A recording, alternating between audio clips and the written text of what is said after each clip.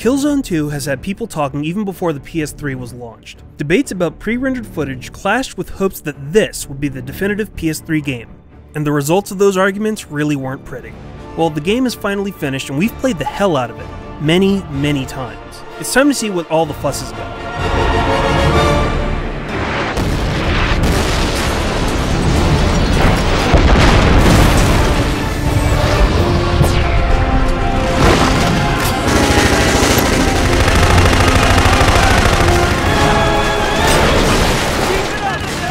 Killzone 2 continues the story from the first game and, more notably, Killzone Liberation.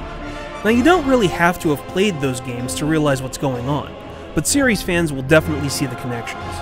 Some recurring characters will pop up here and there, and past events are referenced. The general setup to the game is that the ISA are convinced that the Helghast spirit has been broken, and they're now ready to launch an attack on the Helghast homeworld. You play a new character to the franchise named Sev, who's part of a special forces team called Alpha Team. Their objective is to capture the Helghan leader Visari. The story is relatively good for what it is. Rico, who's now your commanding officer, is still as unlikable and annoying as ever. But overall, the plot keeps the action moving, and there is a lot of action to be had in this game.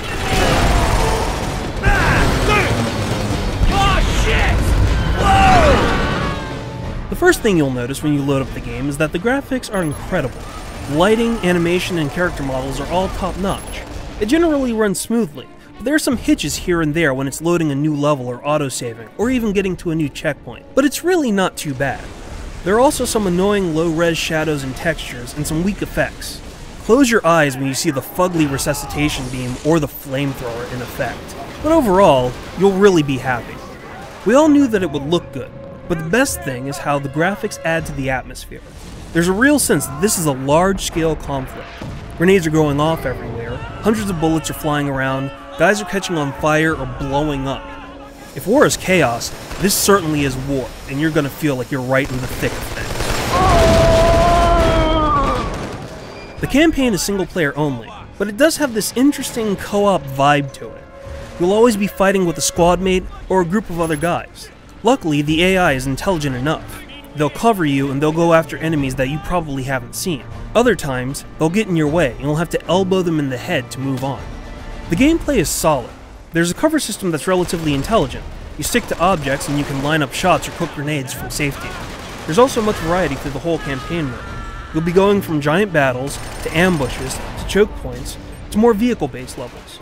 Now, I actually wish that some of the vehicle and turret levels were longer, because they're great moments where you really feel like you affect the flow of the entire battle. But overall, the single player is a great campaign for the entire 8 to 10 hours it'll take you to complete. So what about multiplayer? In a word, awesome. 32 people can play online, and if you don't have a full map, you can add bots. The multiplayer mode is class-based, and it's insanely deep. If you kill people or you do mission objectives, you get points that lead to promotions. These promotions unlock things like guns or other classes. The 8 maps are cherry-picked to maximize chaos, and there's a squad system with a dedicated voice channel and spawning on a squad leader to get people right back into the thick of the action.